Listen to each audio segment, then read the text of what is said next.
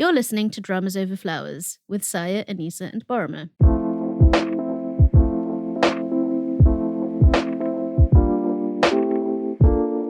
Hello, I'm Saya. Why am I being a sing-song? I don't know. Are we all doing that? I don't know. I'm Anissa. And I am Borma. Well, before we dive into everything else, this episode is brought to you by our amazing patrons. And do go and check out our Patreon page at patreon.com/dramasoverflowers. Is that right? Correct. Thank you, I'm always patrons. asking if things are right. You'd think I would know by this time, but I don't. And often, even when they're wrong, we are like, yeah, it's totally right. And only in the edits do we realize. Okay. Saya, what is this episode about?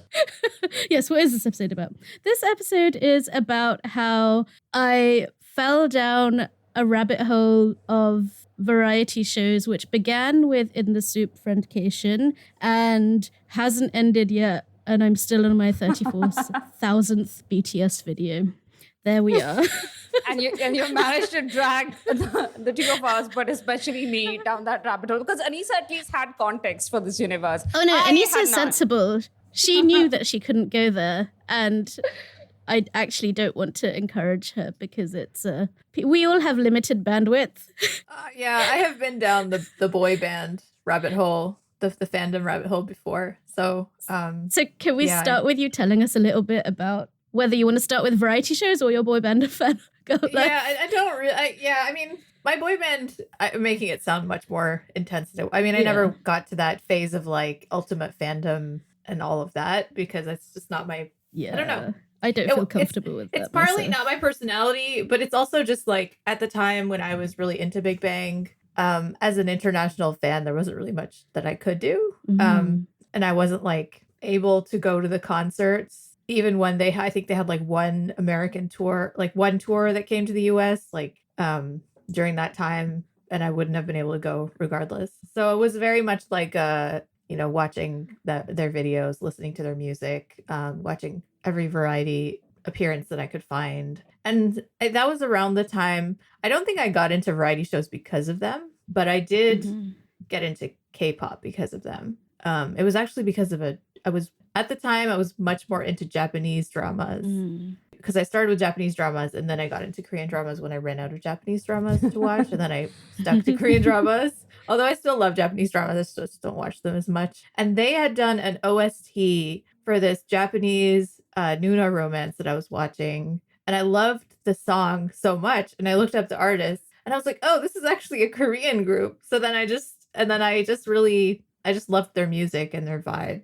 And I loved them, except for Seungri, who I always found creepy. And you were proven right. I was proven right. I always found variety to be a really interesting way to peek behind the scenes because I didn't have access to a lot of other information about like it felt like supplemental material to the dramas I was watching because it was a way to like get to know the actors, get to know like and see them in like another setting where they were being more casual and like unscripted. Although like I know there's an element of scripting, obviously. But I used to watch a lot of variety. Like I watched many, many, many, many episodes of Running Man. I got my sister into Running Man too. I still remember Song Joong-gi in Running Man when he was like baby Song Joong-gi, and that was like he was part of the original cast. Oh, that's way back sweet. And he was part. That was like he left pretty like he wasn't there for that long, but he was a founding cast member, and he was like so small and cute, and it was weird to see him like because I went back and watched old episodes, right, and I was like, oh, it's baby Song Joong-gi. Wow. And I watched a lot of like these interview based ones, like with Yoo Jae-suk, who's like.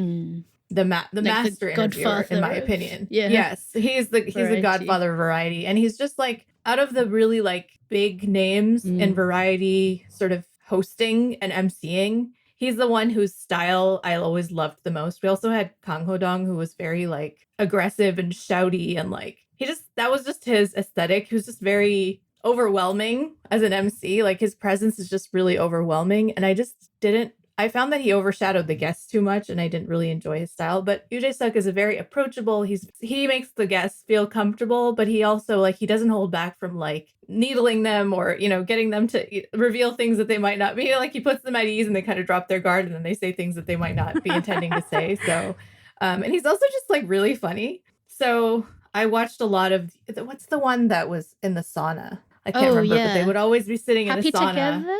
Happy Together, yeah. Once they changed the format and they weren't in the sauna anymore, I just didn't find it that good. But for many years, they would just be sitting in the sauna. Yeah, you know what it was? Because in the sauna, they all had to wear like the towels, sauna clothes. And they had like towels on their heads, and they had the matching like like the generic plain they all sauna were dressed clothes. the same. Yeah. Yes, so nobody could really style themselves nice, so it was a very like equalizing kind of experience. Also, the environment, I suppose, must like put you in a vulnerable space. Just appearance is a huge deal and low key. Yeah. Celebrities. So yeah.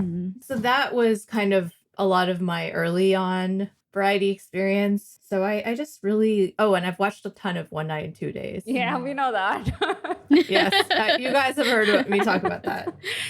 I think the other thing that I really loved about Korean variety, because I'm not a reality TV person, I don't love there's most American reality TV really turns me off. But I think what I loved about it was that you would often get these shots of like all of a sudden the camera turns around and you see this like massive wall of staff, just sitting in front of the variety set, not contestants. Why would say contestants? Yes, yeah. Like there's the set, but then like the fourth wall is constantly being broken because you'll have suddenly one of the cast members will like point out something funny that like the director is doing or that one of the writers is doing, or they'll like shout out the director and be like, hey, Kamdung-nim, like don't like edit this out or whatever. And then like you will see sometimes the staff and the production staff, and even something that was very different at the time that I'd never seen before on television was like the captions that they put in, right?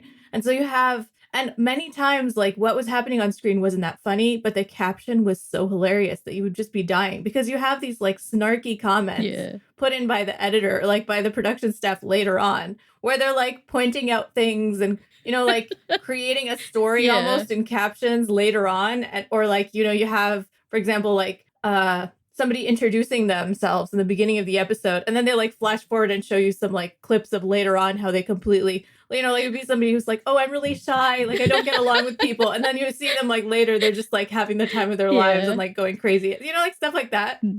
It's a much more active presence of the editors and the director than I was used to seeing, and so I really like because it's kind of acknowledging how fake the whole thing is in a way that like I think other types of reality TV, they're trying to make you think that it's all naturally happening that way.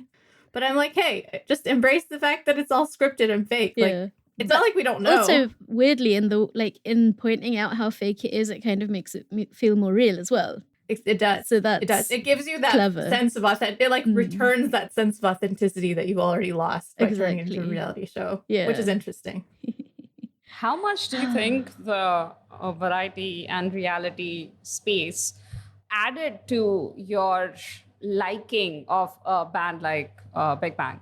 I think it adds a lot. For me personally, it added a lot because you got to see them, a lot of times you see them talking about, their early days, because at that time, with the newbies and the rookies, when you see them on a variety show, they're very polite. They're very careful to present a very like clean and, presentable and likable image. They're very careful because that they can't afford to be anything else, right? Because they're new, they're trying to make a good impression. They don't have the kind of like capital with the audience that an established group that's really well known has. But when I got to know Big Bang, they were already so big that they were, kind of sort of sharing more of themselves and more of their journey by that time because they had a little bit more leeway to do that, because then they could talk about like, here's, what was really difficult about our early years, or, they talk about like fights they've had with each other because they're comfortable enough now, or they were comfortable enough by then in their group dynamic that they could share these things. I mean, obviously, of course, it's still very filtered, but like it makes you feel like these people, even though you don't know them. Yeah. But it does give you that illusion of knowing who these people are in a way that like you don't get just from watching their performances. Yeah. And I think then it, like, when you go back and watch the videos, it enriches your experience of watching their videos and their performances. It really does, because the reason I asked that is that over the last 3 days, was it, Saya? I finally gave up because Saya has been sending me links to various interesting interviews and performances, all BTS, that she's been finding for over a week now. And I've been like, not yet, not yet. I can't give it to another obsession yet. And okay, 3 days ago, I just did. And I realized that, okay, first of all, I didn't know the faces, the personalities, or even the names of the individual members. I think the only person who had stood out to me before was RM, mostly because he was the primary speaker in most of the English language interviews that they did in the US during their tour. So that was fine, but I didn't actually know anything about him either, except for the fact that he was a rapper and he was just designated speaker and leader of the band. That's it. And I really liked Spring Day for ages, ever since I heard it first in what was the drama? Sisyphus. Sisyphus, which I didn't even realize until you told me like 2 days ago. I realized because they had a big BTS poster that Park Shin-hye found in her apocalyptic world, and she's there, and she was just skipping through like this desolate space listening to Spring Day, and I was like, okay, I'm sold. The song works for me. And it's such a good song. Right? It's my favorite of their songs. And I think Boy With Love was the other song that I knew. But aside from a few of these songs, I didn't actually know anything about the members. I've seen their performances. It's so vibrant and like deliciously choreographed. How can you not? But now, 3 days later, I know their real names. I know their stage names. I know their individual personalities. I know way too much about what their time as like new rookies was. But most of all, now that I go back and watch their performances, their individual performances stands out to me. The expressions on their face makes a whole new world of sense to me. And it's bizarre how much more I'm enjoying the performances now that I know them as individuals as much as you can know celebrities in 3 days. But I think, that's such a smart kind of marketing strategy. I don't know who came up with this or like when it started. It must have been in the 90s with like HOT and, Sex Keys and what was the other one? Anyway, those groups in the 90s that were like super, super popular. And that kind of seeing their music and then also kind of having them perform on variety shows because they are performing. I think what's like very interesting and kind of addictive about these variety show performances is that they acknowledge they're performing. They come on and they're like, oh, like I practiced this special talent because I knew you were going to ask me. And then they're like, okay, like they call it a keingi, like an individual talent, basically, like something. And often it's something like really dumb, like they can make the sound of dropping water with their mouth or something, but they make them do it. Oh, the radish. That's what you want to say, right? Exactly. Okay, let me make the reference. In Your Beautiful, Hwang Tae-kyung, the lead of the band, would peel radish with his teeth. That was his major trick. So cool. I love how in the show it's like so traumatic that it just goes to a black screen. We don't even see it. And how they're like they're the old tapes. What happened to the radish? Why did they fade to black? It was so bad. His dignity couldn't withstand it. You know how like Jeremy hid the videos and he'd take them out when he was feeling down just to watch it. He was like, yeah, that was such a good... But it's realistic, right? That is the level of talent that they would be on display. Because it is all like, it's trying to get publicity for people to be interested in you and to be like, oh, well, that sounds good. Let me check out their music. Right. Something that will make people talk. Yeah, exactly. Yeah. And like they would talk, and like I used to find it so weird, like when they would be on these variety shows and be like, oh, like you were trending, for this thing. And you're like, I was like, really? They're talking about trending on the internet? But like, it makes a big difference, right? Because it shows like, it's like a form of capital, in like, it's cultural capital to be like, oh, this person was trending. And then that actually translates into like ad money or like contracts and like projects and, CFs. Like, so it's not as ephemeral as you might think. Like, oh, I did this one thing on a variety show and then everybody was talking about it the next day and I was trending on Naver. Hello, listeners. I hope you've been enjoying the episode so far. I bring you a little interruption because we must thank our sponsor, Kensington, who brings you their latest release, A Ghost in Shining Armor by Therese Bihari. In this romantic comedy, a woman with a supernatural talent is haunted by one persistent spirit and its seductive, impossible love.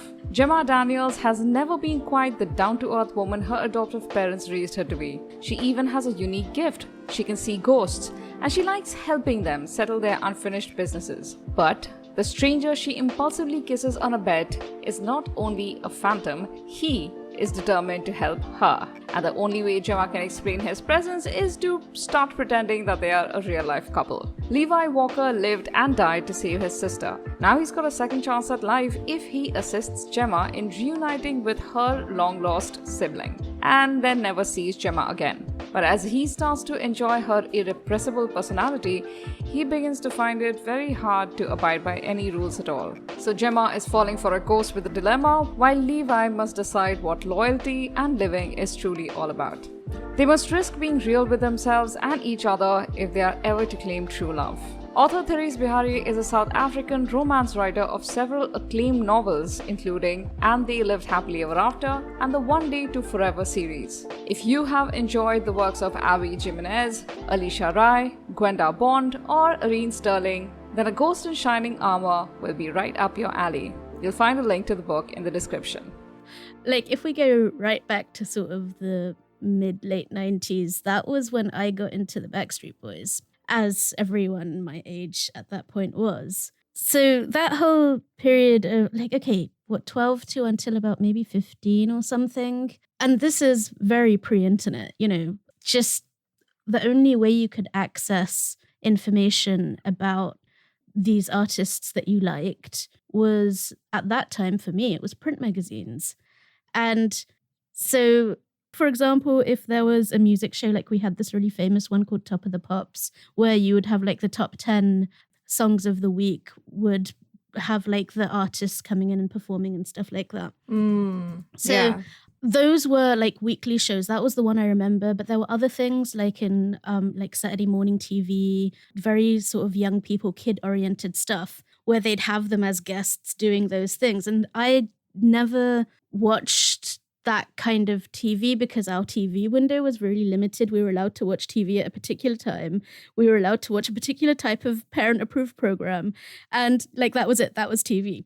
Yeah, so print magazines, there was a period where I was buying them every week or every 2 weeks or however frequently they came out. And if like your favorites were on the front cover, for example, or if there was an insert with posters of them, I couldn't even put the posters up. I don't know why I bought them. I was just really obsessed with them at the time.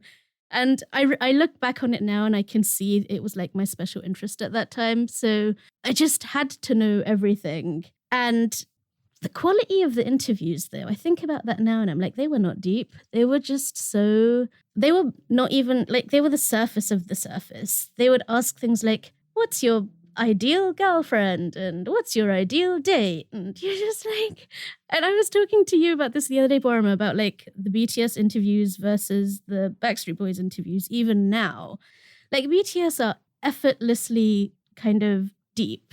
Like they'll say one thing and you're like, that's actually, like, you'll stop and think about it for 10 minutes and be like, that is actually really deep. There are things that, like, for example, Yoongi has said that I'm still thinking about. There are things that Jin has said that I'm still thinking about because they're like, they really, like, they've thought about life and they're talking about those things. So they're allowed to be profound in ways that, I don't know, like 90s pop bands, like boy bands or whatever it is. I don't know. The value that we place on authenticity has changed, right? Also, like and I think this is true globally, is that now compared to the 90s, we're expecting a level of authenticity from our celebrities that we weren't expecting in the 90s because they seemed so much further away from us. And now, like, everybody's on social media. In theory, you could just like tweet at them and they will see what you said to them, you know? And even the way that celebrities present themselves, and I think this is true in American media as well, though not to the same level as Korean media. I think like Korean celebrities are asked to give up a lot more of themselves to the public. But there is this kind of expectation that you will share more of your authentic self. And if you are too fake, then people are going to recognize that and they're going to react badly to that. And I think it's like also just because like we're all kind of curating our own brands on the internet, like as human beings, and with the rise of things like Instagram and stuff, and so everybody is much more aware of what goes into that process and like how produced things actually are in a way that like maybe we weren't in the 80s and 90s because we were so far away from knowing how to do that or doing that ourselves. Whereas now it's like everyone is a brand of one person in some ways. It's a perception that they have built up, though, like through interviews. And Backstreet Boys have been at a level for decades where if they had really wanted I'm not going to to, argue out of with their music. No, we're not talking about their music at all. We're talking about the perception of them as, people who have stuff to say to the world. And you can speak through your music, but you can also just speak. And they and their label decided not to do that or focus on that, because I suppose at that point, when they were rising, it wasn't very important for them to be seen individually as very intelligent. It's a little different, like when you have, what's his name, Harry Styles? Or Ed Sheeran, for instance. The way they created the individual bands is basically by projecting themselves as intelligent thinking artists. And their fandom really is proud of that aspect of them. As are BTS fans. Like the ARMY is really proud of the individual intelligence of the members of their group. That was something their label really focused on promoting and making sure that is out there in front of the world. So it's kind of like a value proposition, right? I'm not sure that was centered in their branding. I think it just is. Well, it's kind of a chicken and the egg thing, right? As well. I've only, of course, watched mostly their recent interviews, like of the last 3-4 years. But I have watched a few of the interviews that they did very early on, like a year after their debut. So these conversations mostly that I watched were like them sitting together and just being lobbed questions and them very carefully answering them. And this is something that we have seen celebrities do in like those conference setups where they're very careful in answering their questions. But in that slow, careful way that they have, they're also often very thoughtful about the answer that they're providing. And when you're not pressured to be quippy, you are allowed space to be thoughtful in your answers, your individual depth does come out. Yeah, this is what I mean about it comes out. Exactly. I mean, if these kids were not particularly thoughtful, that wouldn't have been part of their brand and their label would not have focused on it. Absolutely, chicken and egg. But because they were, and it was clearly a strength, these kids were intelligent. And Saya, you said this, I think yesterday, these are all really smart kids outside their music. And the chemistry that they have is unique in how it hasn't fizzled out already. It's been 10 years. They've been training more than that. You can't just put it on for a decade. Yeah.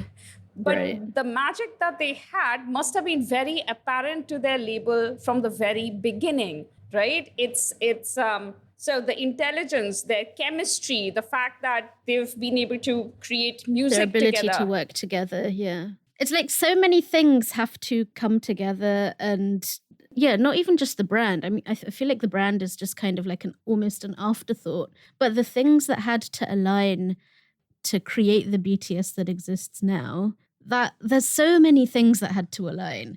Their personalities, all of the things that you can sort of sum up by describing it as, individual chemistry. Yeah. But just when you think about everything that had to line up for it to work, it's really like you can't really think of it as a coincidence because coincidences like that are... Well, this is not really coincidence. I mean, we've heard them talk about how many members came and went. I think they said like they had a rollover of something like 30 members. Yeah.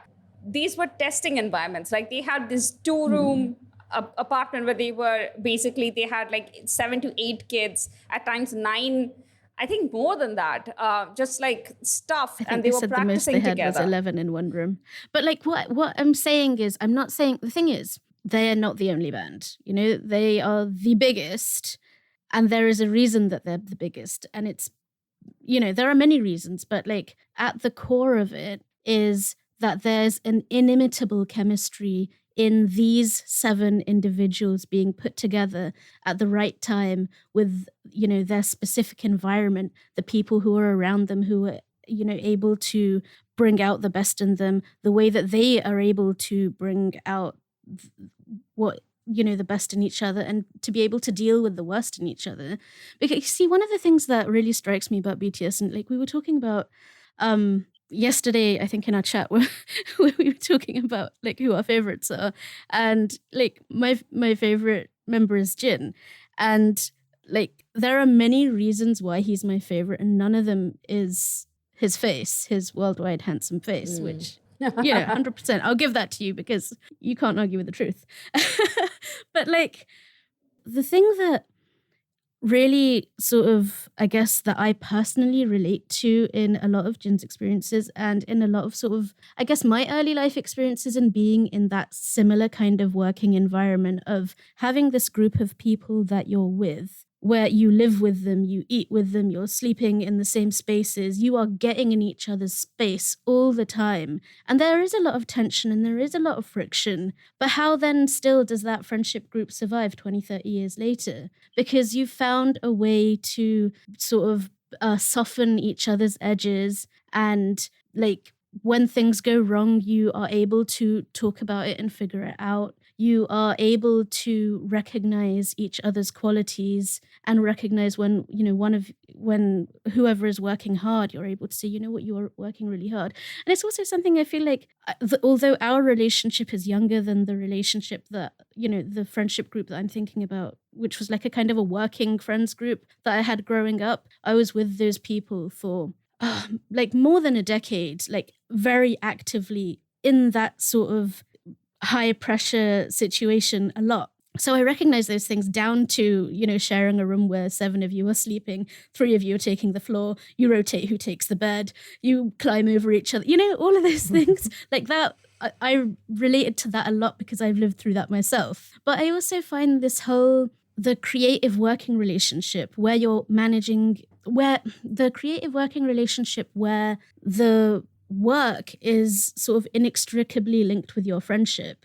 And like, say, like between the 3 of us, I feel that that's also something that we relate to because we have to negotiate those things too. We are creating something for public consumption, and that's work. But at the same time, we're managing our friendship. And sometimes, you know, there are things that we have to talk to each other about. There are things we have to work out. And there are times where you have to think about what you're going to prioritize, you know, the work or your friendship. And of course, it's always the relationship. Just spoiler in case that needs to be said. But, you know, and it's something that I'm reflecting a lot on because this is our, you know, we're going into our 6th year of doing this. And I found this really interesting in the interviews as well, the one that I made you guys watch before we started this, where I think it's I think it is Yoongi. It was Yoongi and Jin. Yeah. Who talk about how difficult it is when you don't have someone to ask, because they're, you know, usually when you're doing something, you have someone else who's done the thing and you can ask them, how did you do the thing? Yeah. And how the higher they rise, there's just like, there's nobody that they can ask, how do you do this thing? And that's terrifying. And Agreed. it's just so interesting the way that they're able to, I don't know, it's navigate what they're facing right now. It's new horizons, right? I think what I'm trying to say is my emotional response to this. It's like, you really feel it, that the fear and the uncertainty, and it's not what people expect from people at the top. Because if you don't think about it, you'll just be like, oh wow, they're, you know, they must be rolling in like everything, whether it's the money, the fame, the being known, the ease of creating, which just exactly. doesn't happen. When the fact is, none of it ever gets easier, and that it's really scary and isolating. And that when you're that high, you know you're not going to be that high forever. So how do you come down? Like, and this is why I wanted you guys to watch that part of the interview, which we'll link in the show notes, where Yoongi talks about this idea of a safe landing versus a sudden plunge. And that they're already thinking about this. You know, we know we're not going to be at the top of this wave forever, but we want to come down in a way that is like a safe landing, right? You want to It's bring a the plane gentle down wave and not smoothly. like just a sudden Exactly. crash against the cliff. Yeah. Exactly. Yeah, And yeah. it's just, I find those conversations so interesting. And this is what makes me really appreciate these. I should stop calling them kids. Jin is I like call them 4 kids years younger than too. me. And like he's a full grown adult at this point. All of He's them the are. age of my kid sister, so you know. But like given the amount of experience these I know people have they are had, very it's- mature. Yeah. they are 10 times more mature than I am, 100 times probably. What I really appreciate about them is their self-awareness about their fame, the relationship they have with their fandom, but also their own fragility as artists and as human beings. Like they know how dangerous it would be to let it all go to their head, and they are constantly talking and thinking about it. And what I love, because Yoongi brought this up, and I hadn't realized, they were all expecting around the 2016-ish time. Around the 5-year mark, basically, Right. yeah. That they'd because start that coming is- down. Yeah. Because that is the age, like that is the longevity of most bands, that this is where we start like cresting downwards. We are slowly going to fade out of relevance, and we'll have a fandom. And Yoongi was deciding like, I'm going to be a producer now. And then Taeyong had started acting at that yeah, point. exactly. Because So, they were all yeah. thinking of their future, and none of them were like, disillusioned about it. They were all like, yeah, this is It's natural. just the We natural had evolution everything. of Within South Korea, within like the East Asia market, they had already achieved extreme fame. At that point, they were like, there is nothing more than this. So now we do other things. But then the world Right. opened up, and they were like, no, Right. you have not conquered the rest of us. So Yeah. and then they had the Yeah, 2017 it's so funny how tour. he said it. Like the United States suddenly appeared. Like America suddenly appeared, and then we were like, "What?" So funny. That's and interesting also because like that's one of the things that they have as like I don't know if they're considered third generation or fourth generation idols at this point. I guess they're third generation. Aren't they kind of Probably. second/third? Second, they're not They're second. not second? Okay. Second is like Big Bang. Oh, they're and, early like third. those kind of like the sort of the people who kind of debuted like mid 2000s. Those are second okay. gen up till the late like 2010s. Okay. Oh, apparently Not BTS the- is up third to the end of generation. the- I just looked it up. They're third generation. Okay.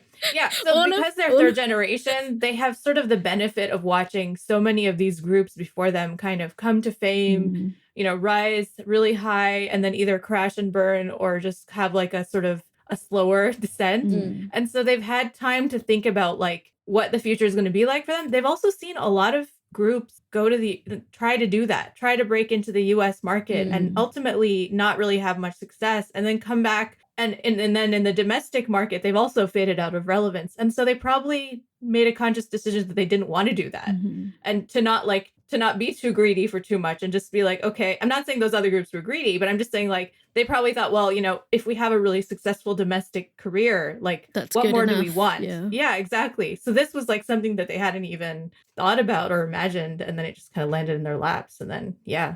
I can imagine it would be really overwhelming. Yeah, so on that note, I did really want, because we're talking about variety and also about idols, I wanted to talk about Shinhwa and specifically Shinhwa Broadcast. And like, if you're not familiar with Shinhwa, they're a group that debuted in, I should have looked this up, but they're one of those like elder statesman groups, like they're all in their 40s. A couple of them are married, but they're one of sort of the legendary early groups. Yeah, so they actually debuted in the 90s. That's what I thought, but I wanted to double check. So they debuted in 1998, and they are still technically active. Like, I mean, I don't think that they do much now, but in 2012, they did this sort of, they had done like a 4-year hiatus. A whole bunch of them went to they all went to the military. They came back. And then when they were doing their comeback, they did this show called Shinhwa Broadcast, which at the time, I watched the whole thing, but at the time, like very little of it was subtitled. This was back in 2012. And so I don't think that it was very popular internationally just because of the language barrier.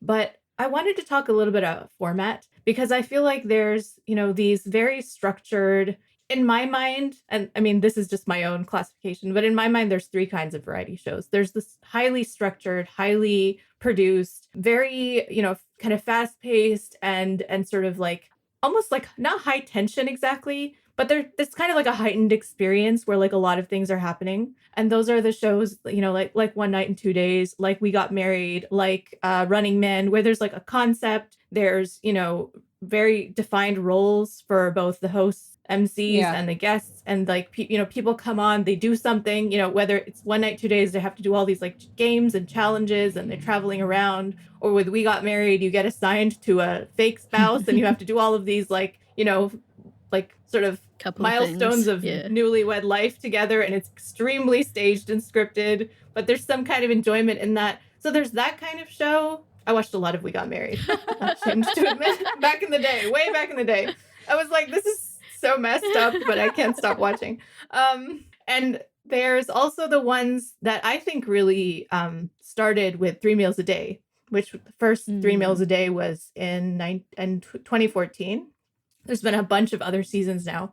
I think there's like over 100 episodes at this point. But like that was very different. It's just like 2 or 3 people on a boat in a little like, or like in this like small house, and the production staff are like very unobtrusive. It feels like nobody's there with them, and they're just doing it on their own. There's no MC, there's nobody interviewing them, there's nobody like explicitly giving them instructions. They just have to cook and like live there for a few days. And I feel like that had started this whole trend of these types of quieter, you know, a group of friends go on a vacation, you know, that kind of thing, which like In the Soup is kind of the descendant of those. And then the third one is like these sort of mission-based ones where like a group of people will go to an island and like open a restaurant. Like some celebrities will like go and open a restaurant, and then like they're interacting with the public. I can't think of the names of any of them right now off the top of my head, but there have been a few. Like there's the one that Yoon Yo-jung did with a couple of her hubes. I will look that up as we talk. But so like those are kind of the 3 that I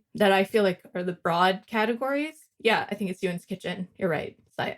Yeah, that's the one. And the interesting thing about Shinhwa Broadcast, so it came out in 2012, and it wasn't doing something new. It was still doing that extremely structured, you know, they do games, they have concepts, they have, you know, like a setup where they all have roles and they have to play out those roles. But the thing about the Shinhwa guys is they just don't care, and they're like agents of chaos. So they would come in, and the whole thing would just be them playing the game, but in the most ridiculous way possible. And it was just like, they have that thing, you know, that like indefinable chemistry that you don't know that this group of people is going to have, but then they come together and it's like magical. And they have that, which is what I was thinking about as you were mentioning that BTS has that. And so like they have this, like they have this way of just like playing off each other's energy. And also at this point, like, you know, by now they've been together for 25 years. Wow. But even at the time, they had been together for 15 years. It was like, you know, almost their 15th. I think that was like 14th year anniversary during that time when they did the Shinhwa Broadcast. And you could just see the history, you know, and like they just know each other so well. And by this point, they had moved out of their company. Like they had left, I think they were SM artists originally. They had left SM. They had started their own company. So they had no agency to be responsible. Like there was no agency being like, you have to, you know, you can't talk about these things. You have to be careful about this. You're not allowed to do, no, they were like completely free. And so they basically exploded the traditional variety show format. And it was amazing. It was amazing to watch. Like, I don't know if that's available, but if you can understand Korean, like it's so funny. Like, I think that's still to this day the funniest variety show I've ever watched in my life. But I wanted to bring that up because it was like early on in my variety career, and I was like, this is like the heights of what you can do with this format. It just like amazed me. Yeah. You know, this is so interesting because it's like what you're describing is the sort of intellectual predecessor of Run BTS, basically. And I guess like, okay, I have not watched that. like I just BTS fans watching it. Yeah, I mean, this is why it's so interesting to sort of learn about what was going on before sort of the last, I guess, the Netflix era, right? You're kind of talking about 7 or 8 years. Like everything before that was just one of the first variety shows that JTBC did. Oh, interesting. Because it was really early on. JTBC was very new then as well. So yes. I guess that also gave them the freedom to be experimental in the kind of shows they were airing. Right. And also, I don't think that it would have aired on one of the big 3 networks. Yeah. And also when you have a group that is that sort of deeply established in themselves, you kind of don't really have to worry about like proving anything to anyone. You can just do what you're doing and it's going to be good. And you know what's another interesting thing that, I was thinking about as we were talking about like 90s boy bands and how different the sort of like the authenticity of what they're allowed to share. I wonder if there's also this like relief for them in like letting go of all of the sort of tightly controlled public persona that they had to have when they did debut, right? Like if they debuted in 1998, it was during that era where they had to be much more careful about what they said in public. And now, they're just older and they don't care as much. And they have sort of that like established group of fans, and they weren't as big as they used to be, but the fans that they did have were like solid because they've been with them for 15 years. And they would talk about stuff like, oh, like, our fans, like they're all like married and they have kids and they're like, like they've grown up with their fans in a way. And it's like a much healthier, relationship with these fans because now they like kind of have their own lives, but they still care about Shinhwa. And it's, and I've also been interested to watch like these other groups from that era kind of have these like comeback reunion shows where they're so relaxed and so, like GOD, for example, they came back and they did, that sort of comeback album and they were still doing really interesting things with their music. But now a lot of them have had like these long, like 15, 20 year, like variety careers, acting career, like they're all doing interesting other things. And they come back and they're like, it's not as much pressure for them anymore in a way, because I mean, there is pressure in like, if you're coming back, you're much older. It's much harder to do the thing. Like you can't dance the way you could when you were like 18. Yeah. But at the same time, they're like, this isn't the be all and end all of their success and their career anymore. And they're just like, oh, I'm getting back together with my old friends and having a great time. And just like watching them do that and have a blast is it's so fun to watch that. That reminds me that recently I because at that point my awareness of K-pop groups was really low. I didn't catch the name, but I was watching this video clip of slightly like a girl group who isn't very recent. Like they're established, and I think they were doing a performance, and not even like a big performance. It was one of those, like a street performance thing, but this is an established group, and they just pulled out this member from the audience who's come to attend their thing with her baby.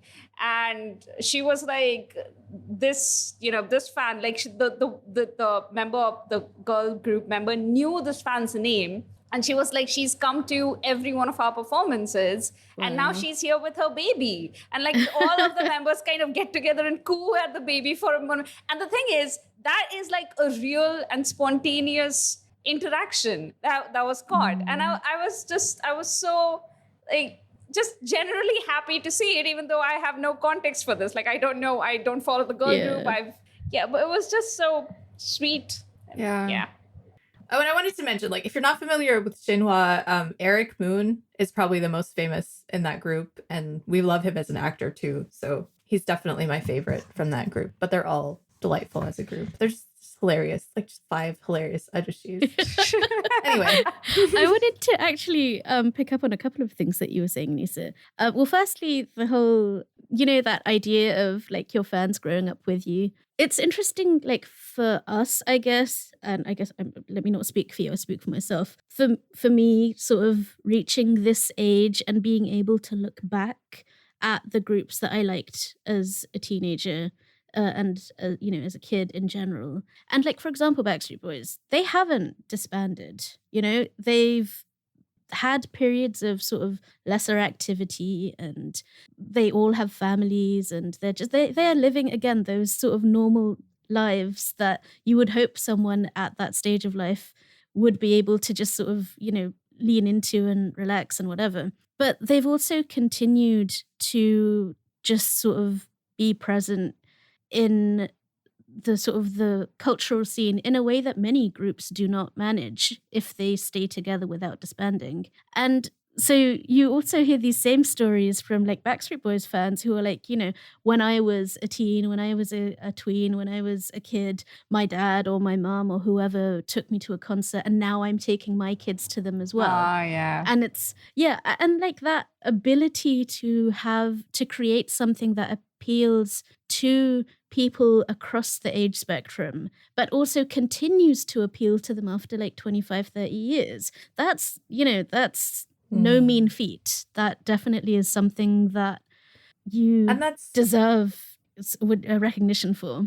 And that's also like part of the safe landing, right? Is that you kind of maintain that core relationship with those people who do care about your career in a way that like, like there's different levels of engagement from fans. There's like the people who kind of I don't want to say true fan, but I mean like people who have kind of been there with you in the long haul and kind of are really invested in your journey as an artist. And then there's other people who are like casually watching, casually, coming to your concerts, probably won't really think about you when you're not the biggest group in the world anymore. And like, I think to kind of keep that idea in the back of your mind the way they have, like, is really smart, that like we can't stay like this forever, but that have these like other older artists before them who have kind of done this thing where they've slowly come down and like smartly transitioned into other types of work, but still never really closed the door on the group and sort of been able to come back to it when they have the time and the and the inspiration to do so, especially because, like they have this built-in hiatus already with the military service.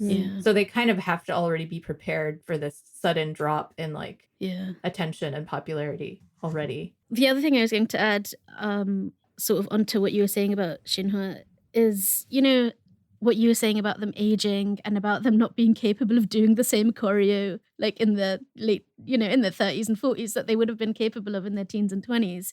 This is like really interesting to me to watch right now with BTS, because there's that question of whether they will have to serve military service or not, but also like they're talking about it themselves. Like they're saying, I am getting older and it is more difficult for me to do that really complex choreography that is very physically demanding. You're watching like a 4-minute performance and by the end of it, they're completely floored because they're singing, they're dancing, it's just so energy intensive. And after like incredible. 4 or 5 years, all of these groups have like knee problems, and injuries, all kinds of injuries. And Yoongi started with like a shoulder issue. The shoulder injury. He had a surgery a couple of years back, but he's been dancing through pain and regular treatment for like 8 years before he had that surgery. So it's ridiculous to expect that artists who put their bodies through as much as these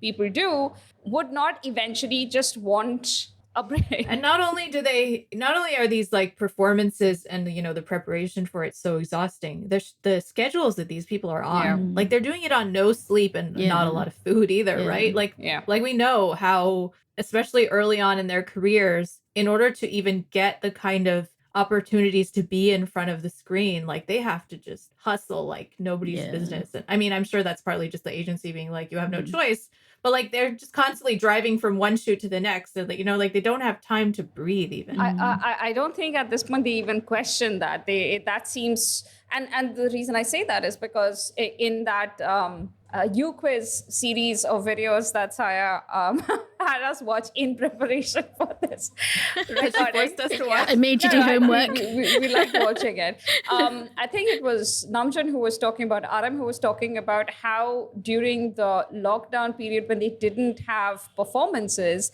and they were, of course, they're earning no matter what, like even if they don't have performance, but they were like almost feeling guilty for not doing performances. They were like, is this even right that I am not like exhausting and killing myself? Well, a part of me was just going like, this is just so Asian. We're like, if we're not doing 3,000%, we think we're like underdoing it. No, but I love that so much because it's so built into them. They've been doing this for a decade and they are still like, well, if I am not constantly, if I don't have a knee injury by the end of the month, did I even work hard? Oh no.